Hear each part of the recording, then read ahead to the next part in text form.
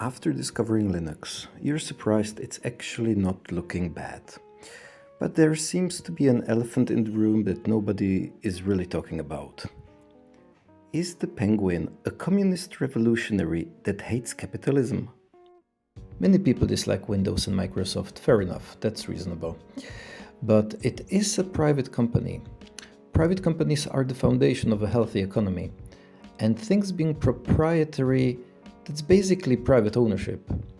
And if you're not some brainwashed lefty that doesn't realize that the absence of private ownership is actually slavery, you should all agree that private ownership is the cornerstone and indisputable and fundamental basis of a free and functioning society. So, being proprietary has to be morally sound, right?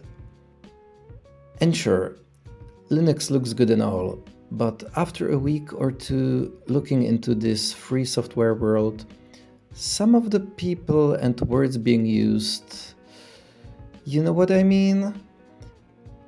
Imagine a few stoned, crazy, smelly hippies, or today we would call them lefties, right? Dancing around in the mud or burning down an Arby's, blaming capitalism for them not having a girlfriend.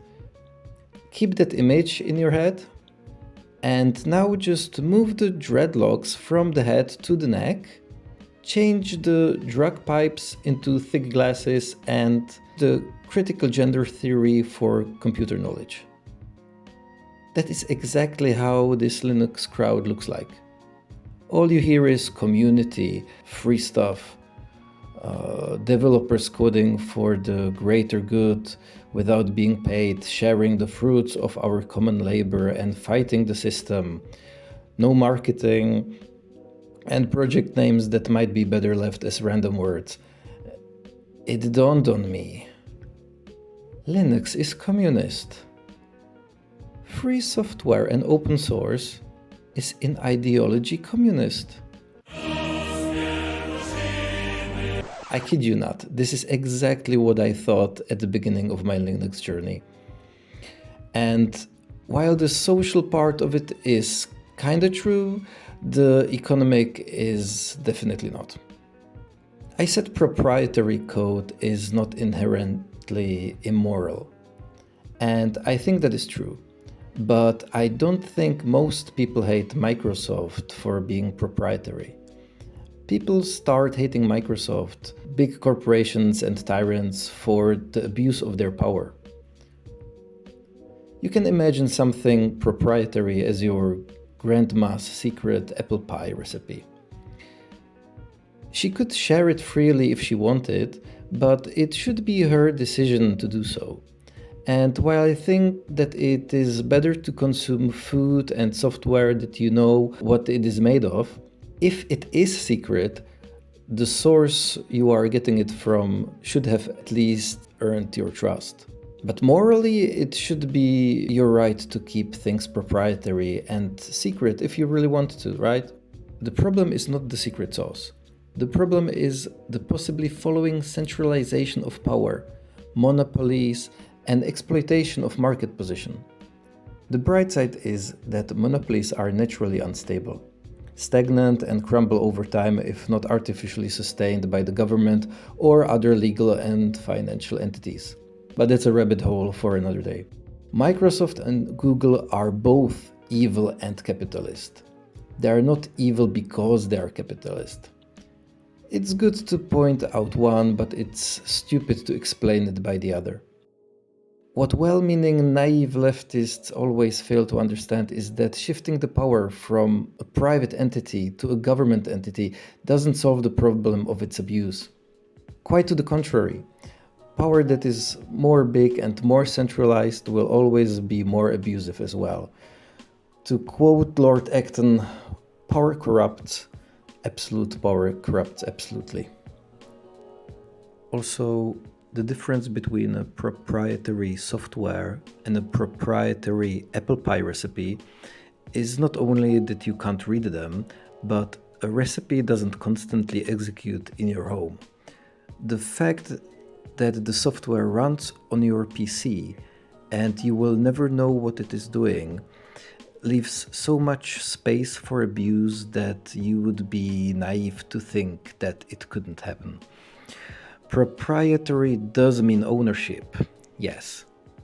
But if you use proprietary software, the company is still the owner, not the user. Proprietary software owns you. Free software is owned by you. Okay, so Microsoft and Google are still evil, but making money is not. You can actually make money with free software. Everyone knows how to bake bread, and yet there are so many bakeries. How interesting. Basically, every hosting company is making their money by renting some Linux drive to you. Or it's also not true that all free software developers are unpaid. There are plenty of foundations that get financial donations, or companies that donate their own code written by regularly paid employees to larger open projects that they rely on. So there is enough of capitalism in free software. But what about the smelly neckbeards? Aren't they kinda cyber lefties? They definitely have a lot in common, mainly that they are both outside of the mainstream. They both don't want what is presented to them. And living at the edge of society can correlate with more hair and less soap. The difference is that the leftist wants to establish a new and more powerful central entity that would be more just in his wishful thinking. The free software enthusiast, contrary to popular belief, doesn't necessarily want to tear down the current order. That's more the crypto guys. What the Linux nerd yearns for is digital freedom, personal individual freedom. The word community is important for both, but this is the key difference between the community in communism and in free software. Being part of the latter is voluntary. Being part of the former is mandatory. If you don't like your communist community anymore, you get ostracized at best and killed at the worst. If you don't like your free software community anymore, you fork the project. You fork the project and maybe create something much better or much worse. That's why there are so many Linux distributions and other projects. Do you remember how somebody forked GIMP just to change the name to Glimps and they were totally serious about it? These things are ridiculously wonderful. So, no, Linux is not communist. It has a rebellious spirit, but that's a good thing. I never heard anybody else talk about this, but I really remember how I struggled with fitting Linux into my larger worldview at first, so I wanted to talk about this. At first, it's normal to think proprietary means quality. And how can something made by a bunch of unorganized, unemployed workers be good? But the key word in Linux is not community. The key word in Linux is freedom. The English language is especially unfortunate here because in English the word free has two very, very different meanings. One last point. Things like Linux will never be the most popular choice.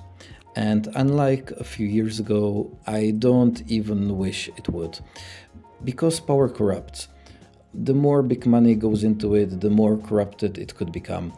Look what happened to Bitcoin. It became unusable for its original purpose. And while you can fork the Linux kernel, you can't fork kernel developers. And what would we have left then? OpenBSD and Haiku. Privacy and control over our data is escaping our modern society by the day. At the same time, it has never been easier to start using Linux than in the last few years. So, if you're curious, have a look at my recent Linux for Dummies series and try how it feels to really own your computer. Thank you for your attention and ciao ciao.